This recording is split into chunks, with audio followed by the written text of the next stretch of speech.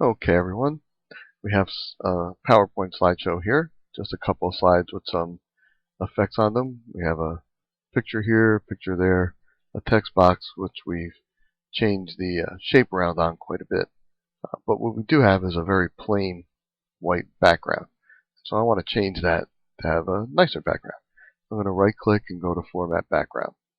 And there's a bunch of things you can do here. Right now it's filled with the solid color. That's white. So we could just change it to like a light blue. If you click Apply to All, every other slide that you're going to insert here as a new slide is going to have the same background.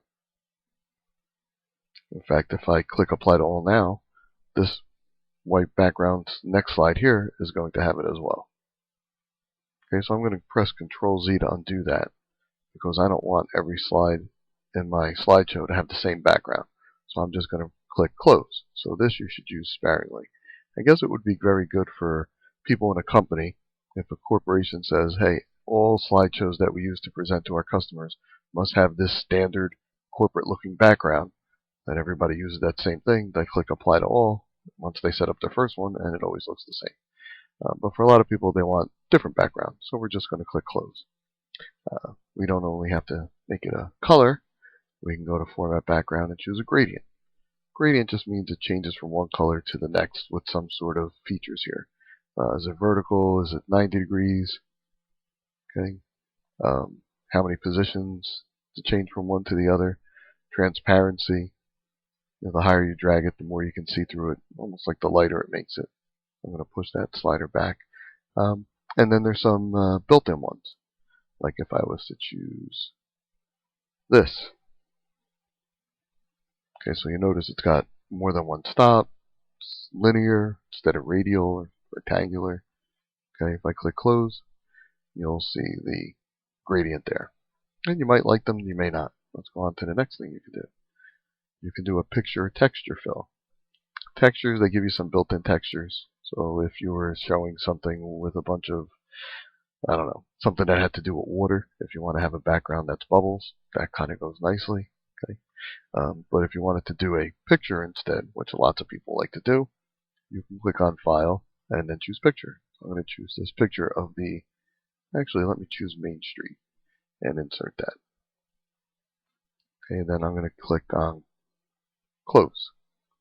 And you'll see here's Main Street, the Magic Kingdom, and then we got some things about the Magic Kingdom going on there. So it all kind of goes together.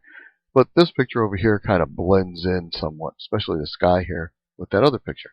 So can we change, with the background I should say, so can we change that background some? Yeah, we can do different things. If you notice, right here it's got a button for fill, and then it's got a button for picture. To insert the picture, you need to leave this on fill because you're filling it with a picture. But if you want to change the way the picture looks, you could just right here make it more transparent. And then you'll see this picture kind of stands out some more. Or we can put this back to 0 and go over here to picture and do some things with the picture. Brightness and contrast, adjust it, or even recolor, which are some cool effects. So if I choose this, now that may not look so good from a color point of view, but you can see how the two pictures on top of the background stand out much more, and yet you can still see the background. Maybe a different color would work better. Okay, so you can choose and play around with these recoloring things. And if you like what you have, you just click Close, and then you have it. Okay, so that's how you can format the background. Much better than taking a picture and inserting it. I'm going to insert the same picture right over that background. Okay, and then trying to stretch it, because look what's happening now. Because I put this picture on last, it's in front of everything. It's not really a background. So yes, I could go up here and say send to back, and it'll put it all the way in the back. I could say send backwards, and it'll go backwards one at a time. So it's behind the text, because that was the second to last thing I put on the slideshow, but it's still in front of Buzz Lightyear. So let me just click send to back, instead of going back one layer at a time. So now it's all the way in the back, and I can stretch it out, but notice it doesn't fill my slide exactly. So when you use the format background choice, it actually readjusts the picture to fit the size of the slide, which is kind of nice, as long as you're using a picture that's pretty close to what you want. For instance, well, let me stay in PowerPoint. If I was to use Buzz Lightyear as the background, because he's a portrait type picture instead of a landscape picture, it's not really going to look good because the slides are landscape. So you should use a landscape picture that matches your slide pretty closely so it doesn't have to adjust it a lot. Also, if I want to move this text, if I go and try and think I'm clicking on the text right here, notice how big this box is. So if I click over here by the people's feet, I'm not going to get the text, but maybe I thought I would, like so.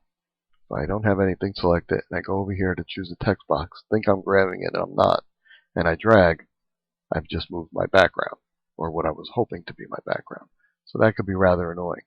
So rather than do that, if you put it in as an actual background, you simply cannot grab it and move it. It's stuck to the slide, which is nice. So if I want to move this text and I go like this, I realize I didn't get the text, I haven't moved anything around and messed anything up, and then I re-click there to move my text. Okay, so that's how you insert a background as a picture, or format a background, I should say, insert a picture as a background, amongst some other features as well.